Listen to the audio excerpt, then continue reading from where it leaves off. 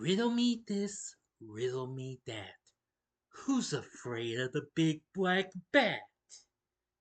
That's one of the main riddles we heard in this film that's celebrating its 30th anniversary today this year.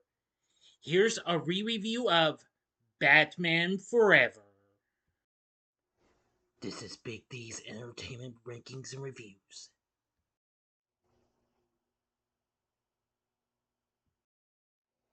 This re-review of Batman Forever is dedicated in memory of Val Kilmer, whom we sadly lost April 1st, 2025. Rest in peace. So, greetings, my fellow YouTubers, and welcome to Big D's Entertainment Rankings and Reviews. My name is Doyle, better known to as the Big D, and this time around I bring to you a re-review of the 1995 superhero flick Batman Forever, released by Warner Brothers, directed by Joel Schumacher, produced by Tim Burton and Peter McGregor Scott. The third installment of the Batman film series enacts as a standalone sequel to the previous film Batman Returns.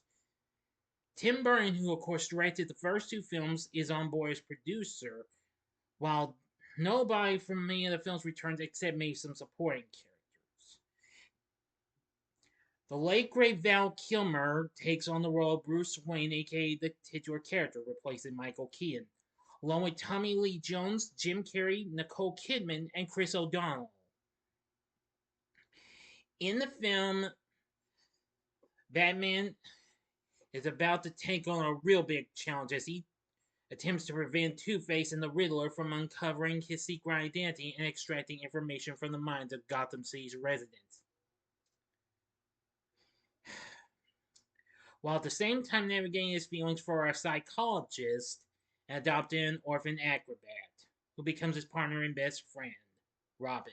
The film was released on this day, June 16th, 1995. Henceforth, today is the film's 30th anniversary, from after it had premiered a week prior at the Man Village Theater.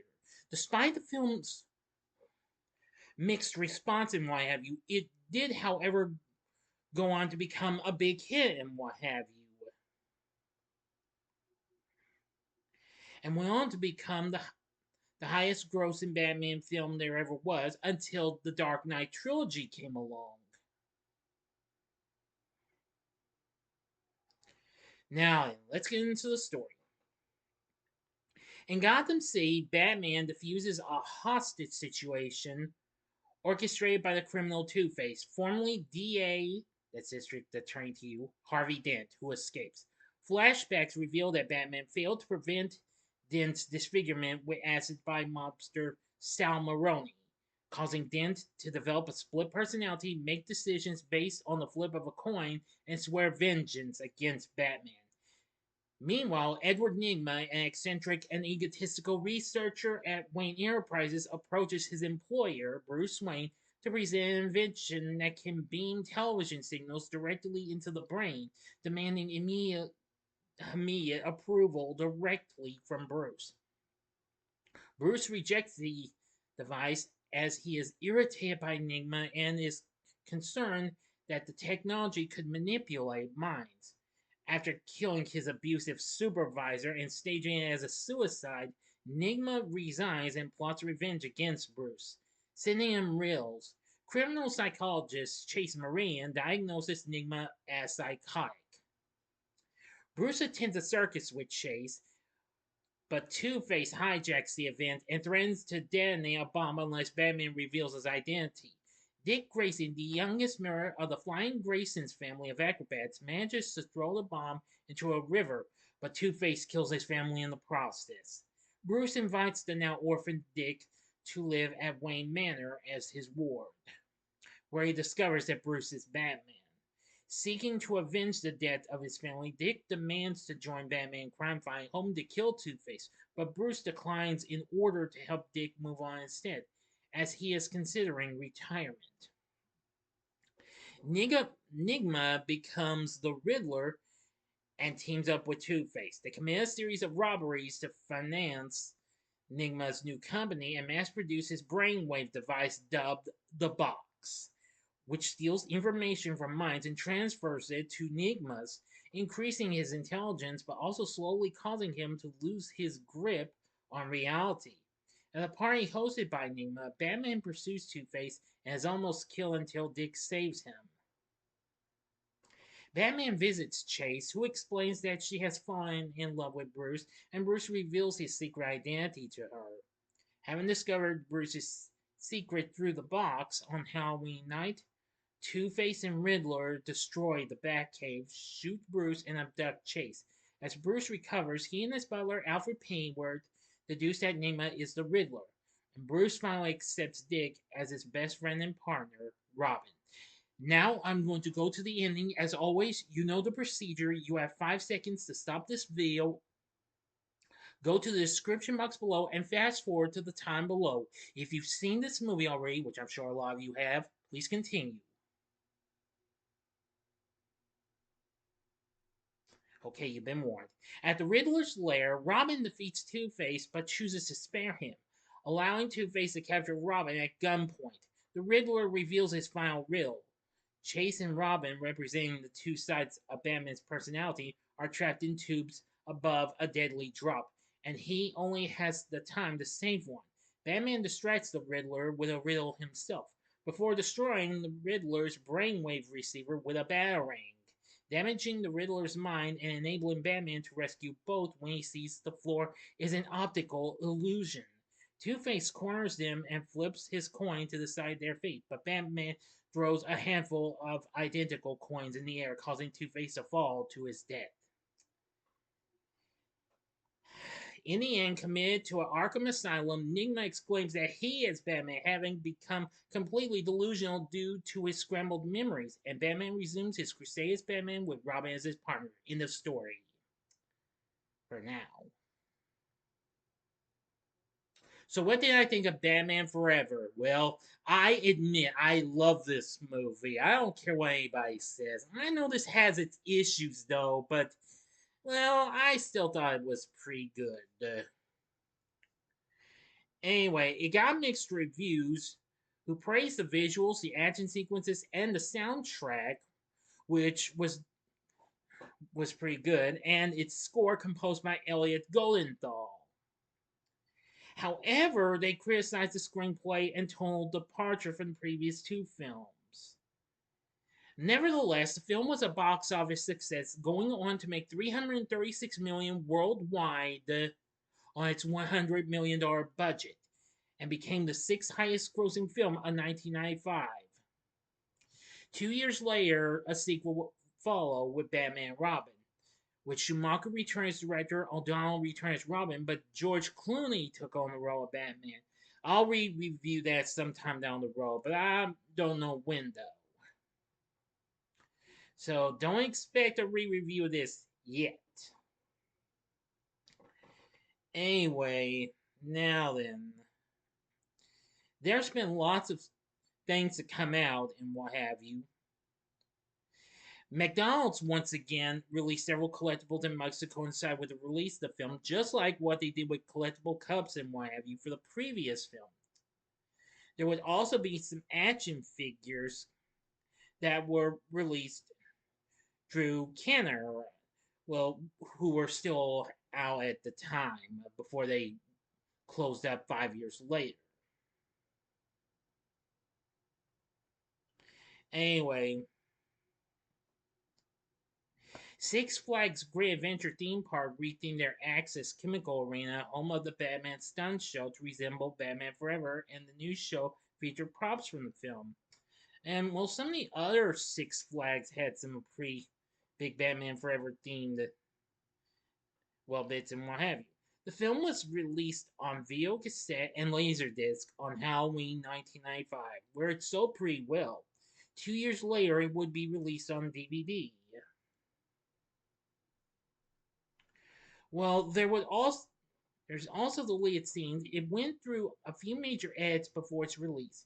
Originally darker than the final product, the film's original length was closer to 2 hours and 40 minutes, according to Schumacher. There was a talk about an extended cut being released to DVD for the film's 10th anniversary in 2005. While all four previous Batman films were given special edition DVD releases on the same day as the Batman Begins DVD release, none of them were given extended cuts, although some scenes were in the deleted scenes section in the special features. There'd also be video games released by Acclaim Entertainment. However, unfortunately, those were just completely crap. Now, some were okay, even though they were the same game, but had a little fairly forgiving bits and what have you. For the Super Nintendo, the Game Boy, the Genesis, the Game Gear, MS-DOS, and others. There would also be two arcade versions released the following year: Batman Forever, the arcade game, and a pinball machine based on the film that came out in 1995. Of course, the Batman Forever arcade game would later get ported by Acclaim and developed by Iguana Entertainment for the Sony PlayStation and Sega Saturn, which that was a little decent, but I will say I've seen how much it's challenges. It's extremely tough and what have you. I've never even played it. Kind of would like it, but I can see its difficulty is. Mhm. But as for the others, pass.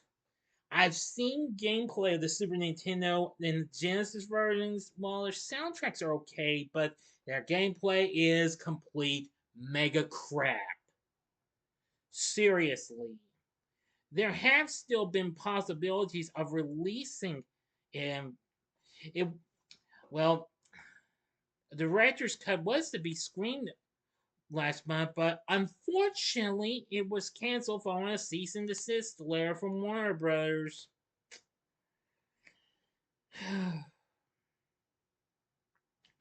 Anyway, now also, let me see now.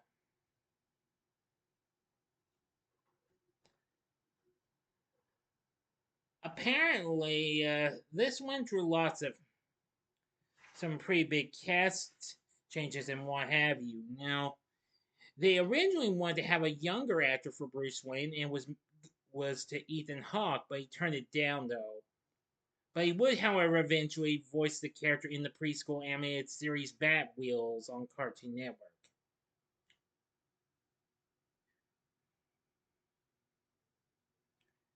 Yeah. Schumacher had seen Val Kilmer in Tombstone recently, who got the role, but was also interested in William Baldwin, Ray Fiennes, who actually would later voice Alfred in the Lego Batman movie, and Daniel Day Lewis. While Burton pushed for Johnny Depp to get the role, Kurt Russell was also considered, but anyway, Kilmer, who as a child visited the studios where the 1960s series was recorded, and shortly before had visited a bat cave in Africa, was contacted by his agent for the role. Yep. They also originally wanted Rene Russo to play Chase Marine, but well, yeah. Also, now as for Riddler, Robin Williams was in discussions and then was in competition with John Malkovich, but it was given to Jim Carrey. Well, others they even stated Michael Jackson had lobbied hard for the role. Brad Dourif, who was Burton's original choice to play Joker and Scarecrow after, was up for it. Kelsey Grammer, Mickey Dolenz, Matthew Broderick, Phil Hartman, and even Steve Martin were also, yeah. Now, as for Two Face, though, Billy D. Williams played Harvey Dent Batman on the possibility of portraying him in a sequel, but Schumacher cast Tommy Lee Jones, although Al Pacino, Clint Eastwood, Martin Sheen, and Robert De Niro were considered. Now, actually, Clint Eastwood was to be Two Face in the TV show, should it have been continuing on in a fourth season, but unfortunately got canceled, of course. Well, apparently Marlon Wayans had been cast for the role of Robin, but soon Schumacher took over and while deciding to open up to other actors. Leonardo DiCaprio was one of them. Among others include Matt Damon, Corey Haim, Corey Feldman, Mark Wahlberg, Michael Worth, Toby Stevens, Ewan McGregor, Jude Law, Alan Cumming, and Scott Speedman. But apparently, Chris O'Donnell got the role. Well, and there's been numerous and bits and what have you, though, that have occurred, including difficulties and clashes between Schumacher and Kilmer. But anyway, I'm really not going to try to talk too much about that stuff, though. Anyway, I like the action sequences. The visuals were good. Its soundtrack was absolutely really good. That was released on the Atlantic Records label, which of course included U2's hit Hold Me, Thrill Me, Kiss Me, Kill Me, which was very good. It was successful. It sold almost as many copies as the soundtrack to the original film, which was completely done by Prince. Only 5 of the songs on the soundtrack were actually featured in the movie. Aside from U2's song, there would also be Seal's monster hit Kiss from a Rose, which of course went to #1. And actually, the music video for that was actually directed by Schumacher himself. So anyway, the soundtrack's pretty good. Now, of course, Val Kilmer's performance as Batman Bruce Wayne, it's not too bad. I mean, I still like Michael Keaton, but Kilmer does a fairly decent job. Tommy Lee Jones taking on the role of Harvey Dent, aka Two-Face, yeah, pretty good.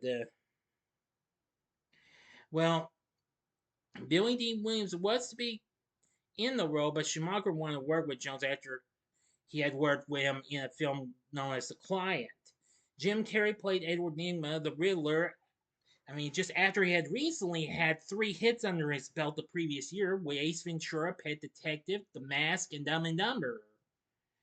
Yeah, really crazy and what have you.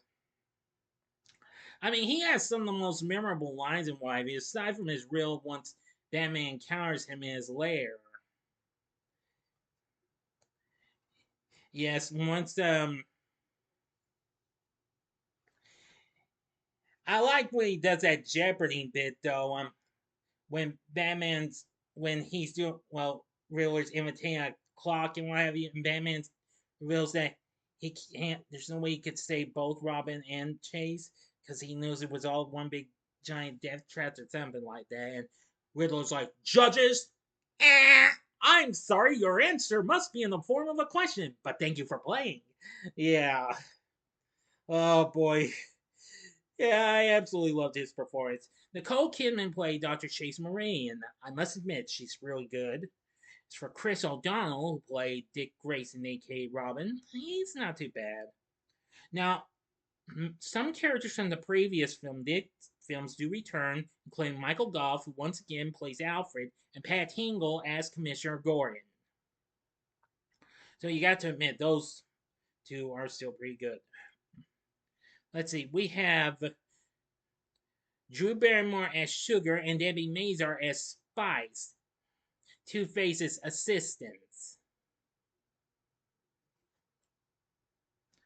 Now, now, Nygma's supervisor of Wayne Enterprises, Fred Stickley, is played by Ed Begley Jr. Unfortunately, he was uncredited though.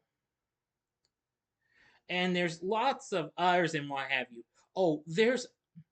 I wasn't aware who they were.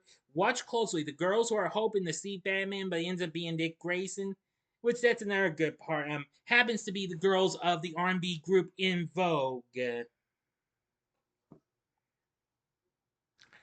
which apparently is one of my favorite parts where Dick's going up against these thugs and what have you, and their leader's like, "Who the hell are you?" He's like, "I'm Batman." They just all laugh and I'm saying, "Hey, so I forgot my suit." Yeah, but he really gives it to him and what have you. And he saves this young girl. It's like, doesn't Batman ever kiss the girl? And yeah, he gives it to her. And he's like, I could definitely get into this superhero gig. Yep. Oh, so many memorable lines. A classic Batman Forever is, I don't care what anybody says, you be the judge. And because I'm sure a lot of you may like this more than the others, or you may not. It's your opinion. We're all entitled to our own opinions, okay? But I'm getting too carried away here. So, with everything said, Batman Forever can be a hit or miss. It does have some fun moments in my view. It does have its issues, though, but still an enjoyable film with its action sequences and great soundtrack and music and visuals. The story's fine and what have you. I just know it took a bit of a total departure from the other two films. But overall, it's still a fun time to check for a film like this to be checked out. So would I recommend it? I'd say sure, go ahead. I mean, you might like it, but you be the judge. Anyway, but I'd only give a just in case of a first time watch if you're a hardcore completionist. If you're not satisfied after watching it, then stick with the Tim Burton films or the later Batman films, not counting Batman and Robin. So what did you think of Batman Forever? Let me know in the comments section below. If you like this video, consider clicking the like button, subscribe, and excuse me, everyone, and be a part of the Big D Nation. Sorry, got a little. Please continue to help support my channel. Make it grow and make the views grow. Tell all your friends about my channel. Give them to know me. Maybe they'd like to be a part of my Big D Nation. Share my vids with your friends if you'd like. Now, I am going to take the day off tomorrow, but I will be back. Now, though, the next video, I am still going to give you the next Wide World Game Shows episode on the Hollywood Connection this Wednesday. But however, on Wednesday morning, I will give you a spoiler-free review of something. I'll only give you one heads up, though. It's one of the is what I'm considered to be the worst film of 2025 so far. I'm not telling you what it is, though. Just find out for yourself, okay? Oh, nah, I wasn't trying to be rude, okay? Okay, so thank you for watching my re-review of Batman Forever. If you like this, check out these other Batman vids. In the upper left-hand corner is my re-review of Batman Returns from 1992. The upper right-hand corner is my spoiler-free review of the recent hit, The Batman from 2002, which unfortunately we have to wait until 2027 for the sequel to that. Or if you'd like a little something else from Joel Schumacher, check out my review of his great vampire film from 1987, The Lost Boys, in the bottom left hand corner. In the bottom right hand corner is the button you can click to subscribe if you like rankings and reviews on movies, TV, music, video games, etc. Then I'm your guy. Thanks for watching. Until next time, I'm the Big D saying, see ya.